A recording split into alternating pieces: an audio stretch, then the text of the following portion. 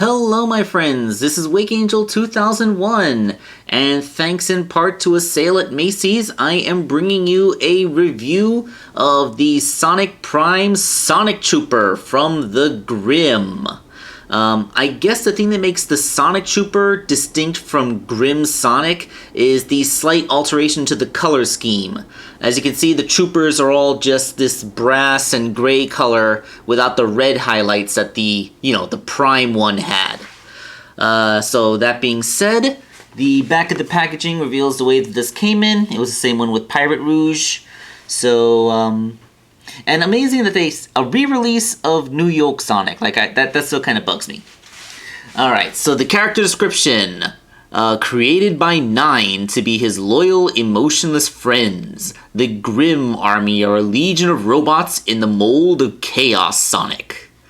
Alright, so as we all know, there are some distinct differences between the Grimms and Chaos Sonic himself, so let's get him out of the packaging and take a closer look. And here is Grimm Sonic in all of his glory. I'm gonna call him Grimm Sonic and not the Grimm Sonic Trooper because it's kind of a bit of a mouthful to be saying over and over again. So yeah, I mean, everything is still here. You have the little jet thing at the back, even though this character doesn't fly the same way the others did.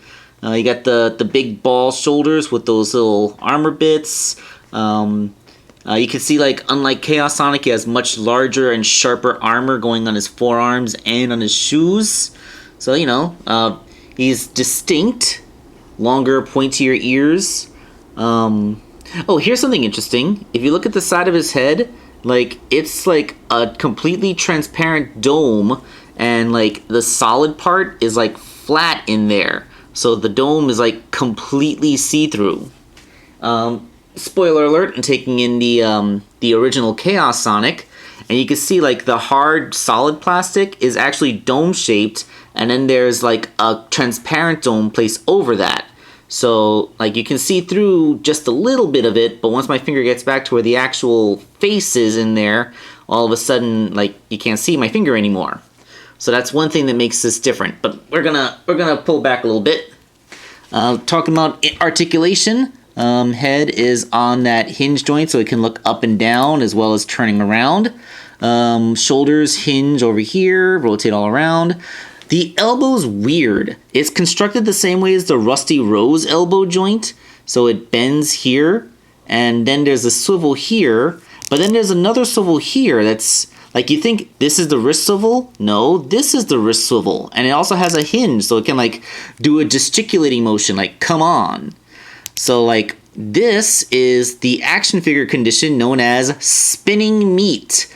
When you have a joint that rotates, but then the thing behind it also rotates, so there was no reason for this rotation to exist in the first place. Which is to its detriment because it lacks a bicep swivel. Yeah, because now we have a hinge joint. We have the Rusty Rose style hinge joint here instead of the universal joint. Now it can go forward and backwards, but it can't rotate in and out, meaning it has limited articulation compared to the way it was before. The hips still got a good range. The Grimms continue, the robots continue to be the ones with the most range on their hip joints because they don't have any limitations on the construction down there. You have a proper functioning knee swivel and a knee that goes just above 90 and a ball joint in the ankle, so you get ankle rockers allowing for dynamic standing, which is all well and good. Pretty easy to pose and stand, exactly how you would like your action figures if you wanted them for the purpose of display. Now, when I first saw this announced, I thought it was going to be a minor remold of the original Chaos Sonic, but they don't have any parts in common. There are no recycled pieces between either of these figures. Maybe the thighs. Maybe the thighs are the same part. But everything else is completely different. The feet and legs are totally different. There isn't a single reused part in the arm. Even the heads, there are no common parts in the heads at all. If you look at the way this is sculpted and the way this is sculpted, they're not the same sculpt. This is an entirely new head. And it has been made hollower, so it's lighter, but because they hollowed the front, and I'm guessing not the back, it is slightly more top heavy than the original Chaos Sonic was, though not by much, not enough for me to complain about, especially because the bigger feet help compensate for that. But yeah, like, I'm surprised. Like, this would have been such an easy remold to do, but they went hard and made sure that it was completely its own thing. Gotta respect that, honestly. But, you know, I just can't get past the flaws. Like, this one has a fully functioning swivel joint on the elbow so that he can, you know, do this. Like, you can't do that with the Grim. Only the original Chaos Sonic can do that. Plus, aesthetically, like, I think I really do like Chaos Sonic. Like, the whole point of this is supposed to be, like, he's sleek and fast, like Sonic, right? That doesn't really play so much with the heavily armored motif. In fact, the difference between these two guys kind of makes me think of Metal Sonic and Mecha Sonic. Like this thing should be guarding the Death Egg, and this thing will race you on Stardust Speedway. Maybe that's the intentional homage. They wanted to evoke the difference between the regular Metal Sonic, because he even has the same color placements as Metal Sonic, like the yellow on his chest, and he's all blue and stuff. Well, this thing is much more evocative of the cold, metallic look of Mecha Sonic. And I'm not talking about like Mecha Sonic Mark II from Sonic and Knuckles. I'm talking about the original Mecha Sonic from Death Egg Zone in Sonic 2.